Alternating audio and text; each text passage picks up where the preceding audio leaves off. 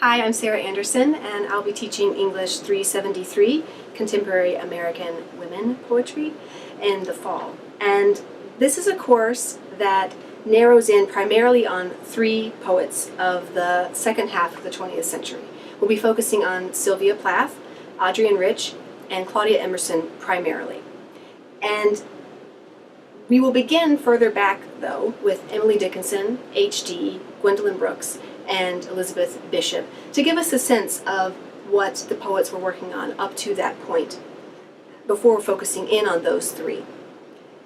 Studying those three poets allows us to consider the historical changes that were going on in women's lives, taking place from the 1950s up through the present. We'll learn about Plath's writing that preceded the feminist movement, of which Adrienne was a part, and of which Claudia Emerson in many ways was a recipient. We'll look at the different styles of their writing. None of them had a strict form, and so we'll be talking about what techniques they opted to use with their free verse, techniques like rhyme and meter and so on. We'll focus most heavily on the topics that the women chose to write about, though. How Plath focused on the frustrations of the body, of her gender, and she was not political, but she was writing just before a time that became quite political for women. And so, lacking the community and the sisterhood that, say, Adrienne had later, will place Plath in a particular location in the century and in the study of the literature. Plath's poetry is dark, but it's also very funny, and students find that they like her far more than they thought they would. Then we'll move on to Adrienne, one of the most influential and prolific poets of the 20th century. She was openly political, and in many ways students enjoy reading her work because it feels so relevant to the kinds of issues that people are concerned with today. Her style is particularly calm and patient, but no less powerful for that. Claudia Emerson is not as well known. She won the Pulitzer Prize in 2007, and she sadly passed away in 2014. But she still has quite a few books for us to look at.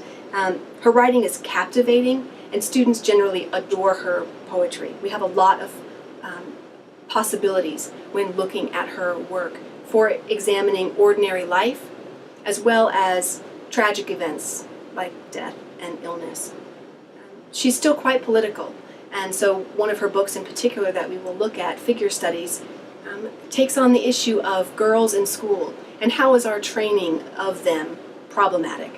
What are we training them to be? How silent do we expect them to be? But she also moves into issues of women's bodies on display. How are women portrayed in this late part of the century? How do we think about them? And then she moves into more autobiographical work, talking openly about her divorce, about her remarriage to a man who had lost his wife to cancer. This is her Pulitzer Prize winning book, Late Wife. And then later she talks about her own illness, leading up to her own death. She's writing about the fundamental struggles of living and dying. And I think that's the reason that students find her work so compelling, because she's doing that while grounding it in everyday objects and everyday settings. So we will read poetry out loud. We will listen to recordings of these poets. We will watch poetry readings.